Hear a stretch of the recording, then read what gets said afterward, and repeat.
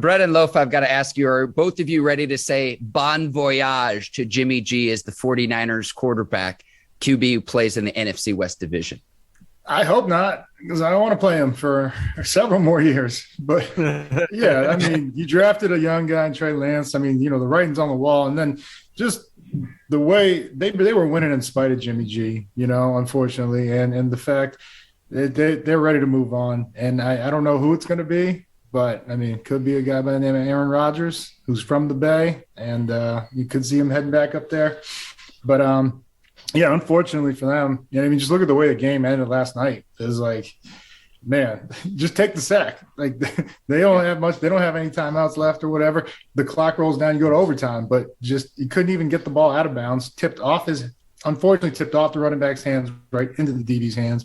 But either way, that's still a horrible decision. And it's tough. That's a tough way to go out, especially when they were on a roll. But I was just questioning, their game plan, even putting it in his hands as many times as they did.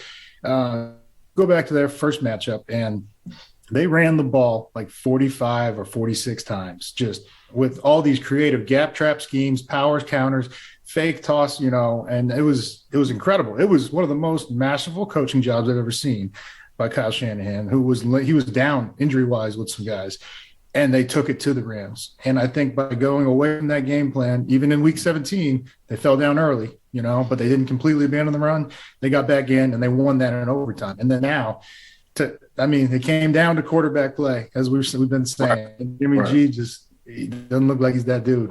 He got weapons. Deebo Samuel is my favorite player to watch right now, which is crazy because I'm a defensive guy. He plays like a defensive guy.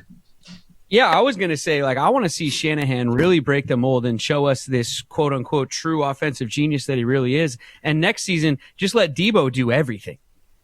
Forget having an actual QB or someone who played quarterback in college. No, seriously, just let him take the snap. I'm sure he can throw it a little bit. He can definitely run it. We know that.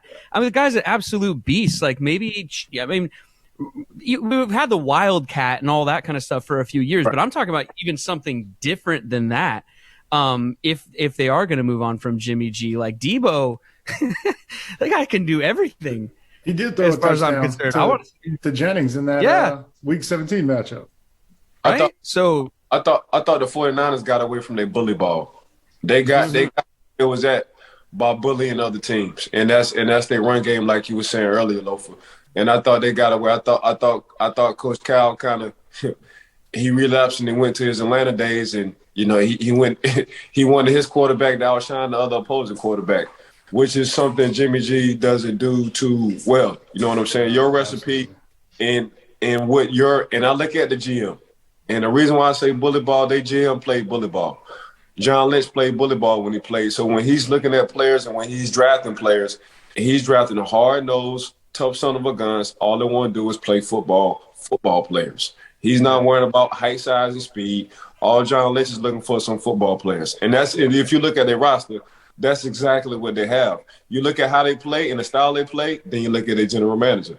This is how their general manager play. I thought Coach Kyle got away from that. Coach Kyle wanted to finesse things because him and Coach Sean McVay was once on the Washington Redskins football team together, coaches. Now they split apart. They both being successful in the league, but I just thought he just got away from what the San Francisco 49ers do well, and that's playing bully ball. So that's just my personal opinion, though.